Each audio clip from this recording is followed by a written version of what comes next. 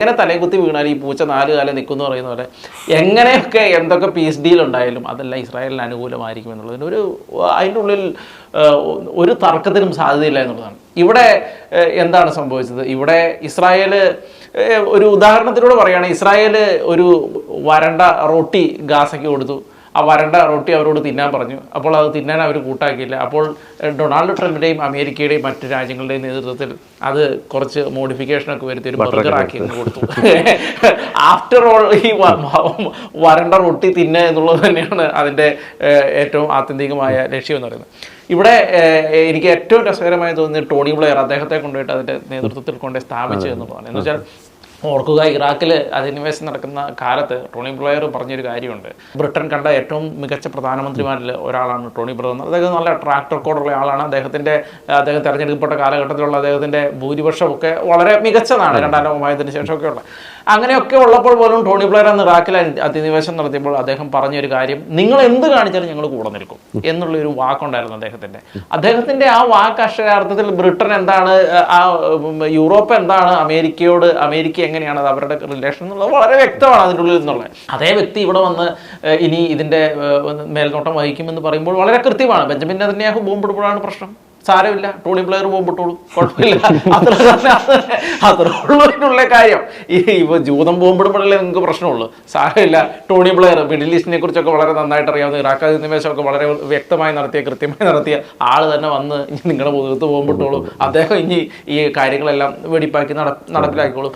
After all എല്ലാം പറഞ്ഞു വരുമ്പോൾ ഗാസയിൽ ഇസ്രായേൽ എന്താണ് ഉദ്ദേശിക്കുന്നത് അത് തന്നെ നടപ്പിലാക്കുക എന്നുള്ളതാണ് ഇതിൻ്റെ എല്ലാ ആത്യന്തികമായ ലക്ഷ്യം എന്ന് പറയുന്നത്.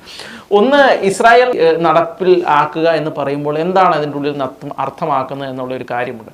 ഇപ്പോൾ ഇസ്രായേൽ മിഡിൽ ഈസ്റ്റിൽ ഗാസയുമായിട്ട് യുദ്ധം നടത്തുന്നു. ഗാസയുമായിട്ട് മാത്രമല്ല അവർ നടത്തുന്നു, ഗാസയിലെ ആ ഒരു അധിനിവേശത്തിൻ്റെ പേരിൽ അവർ ആ ചുറ്റുവട്ടത്തുള്ള കംപ്ലീറ്റ് എല്ലായിടത്തും കൊണ്ടേ ബോംബിട്ടു. ഖത്തറിലടക്കം കയറി ബോംബിട്ടു. അപ്പോൾ എന്താ അത് ഉദ്ദേശിക്കുന്നത്? ഇത് വളരെ കൃത്യമാണ്. ഇതെല്ലാം അമേരിക്കയുടെ ഇൻട്രസ്റ്റിൻ്റെ ഭാഗമാണ്. അതുകൊണ്ടാണ് ഇസ്രായേൽ ഇങ്ങനെ പ്രവർത്തിക്കുന്നത്. അമേരിക്കയുടെ ഇൻട്രസ്റ്റിൻ്റെ ഭാഗമല്ലെങ്കിൽ ഇസ്രായേൽ ഇങ്ങനെ പ്രവർത്തിക്കില്ല. ദാറ്റ് മീൻസ് അമേരിക്കയുടെ ഇൻട്രസ്റ്റിൻ്റെ ഭാഗമാണ് ഖത്തറിൽ കൊണ്ടേ ബോംബിട്ടത്, ഹിസ്ബുള്ളകളെ തകർത്തത്, സിറിയയിലെ അവിടെയെല്ലാം കൊണ്ടേ ബോംബിട്ടത്, ഇറാൻ്റെ മുകളിൽ കൊണ്ടേ ബോംബിട്ടത്, എല്ലാം അമേരിക്കയുടെ ഇൻട്രസ്റ്റിൻ്റെ ഭാഗമാണ്. എന്തുകൊണ്ടാണ് റഷ്യ ഉക്രൈൻ വാർ തീരാത്തത്? കാരണം ഉക്രൈൻ എന്താണോ ചെയ്യുന്നത് അത് അമേരിക്കൻ ഇൻട്രസ്റ്റിൻ്റെ ഭാഗമാണ്. അത് വളരെ സിമ്പിളാണ്.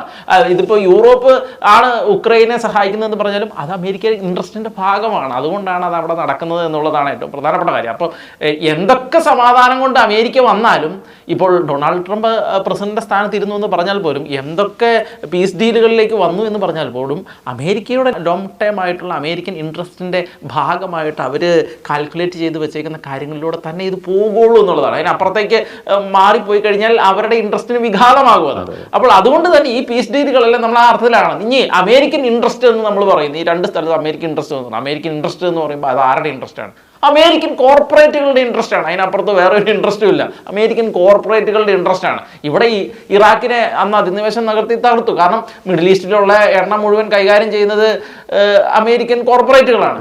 ആ കോർപ്പറേറ്റുകൾക്ക് വിഘാതമായിരുന്നു ഇറാഖ്. അവിടെ കയറി അവർ തകർത്തൊന്നും ഇല്ലാതാക്കി കളഞ്ഞു.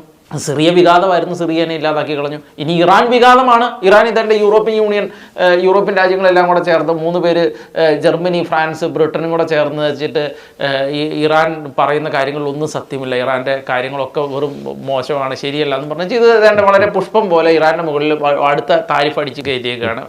ഇപ്പം അടുത്ത താരിഫല്ല, അടുത്ത ഉപരോധം ഏർപ്പെടുത്തിയേക്കാണ്. അത് അതിൻ്റെ കൂടെ കുൻമൽ ഗുരു എന്ന് പറയുന്ന ഒരു ഐക്യരാഷ്ട്രസഭയും അതിൻ്റെ കൂടെ ചേർന്ന് ഞങ്ങളും ഉണ്ട് എന്ന് പറഞ്ഞിട്ട്. എന്നുവെച്ചാൽ ഇത് വളരെ കൃത്യമാണ്. ഇറാൻ അമേരിക്കൻ കോർപ്പറേറ്റുകൾക്ക് ഒരു ഭീഷണിയാണ്. ഇറാനെ തകർത്ത് കളയും. എനിക്ക് തോന്നുന്നു കുറച്ച് കാലങ്ങൾക്കുള്ളിൽ തന്നെ വലിയൊരു യുദ്ധം ഇവിടെ ഉണ്ടാകാനുള്ള സാധ്യത, ഇറാൻ ഇസ്രായേൽ മറ്റൊരു യുദ്ധം കൂടി ഉണ്ടാകാനുള്ള സാധ്യത വളരെ മൂർച്ഛിച്ച് നിൽക്കുന്ന അവസ്ഥയാണ് എന്നുള്ള രീതിയിലാണ് എല്ലാ അനലിസ്റ്റുകളും സംസാരിക്കുന്നത്.